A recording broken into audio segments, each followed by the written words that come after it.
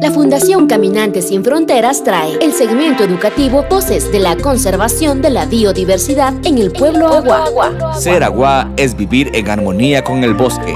Nuestra lengua, nuestra cultura y nuestra biodiversidad son un mismo corazón. Defendamos lo nuestro, porque proteger el bosque es proteger la vida agua. Es un mensaje de Voces de la Conservación con la colaboración de la Federación de Centros Agua del Ecuador, el apoyo del Fondo de Alianzas para los Ecosistemas Críticos y Fundación Futuro Latinoamericano.